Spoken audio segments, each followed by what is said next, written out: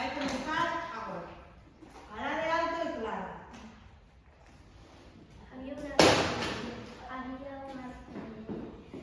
nena que tenía pelo tan largo que no se lo quería ensuciar, entonces pasó por una montaña de basura corrió porque no quería ensuciar o pelo.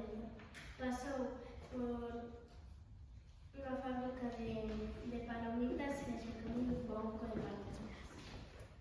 Entonces pasó por un caimán y como no le gusta o caimán,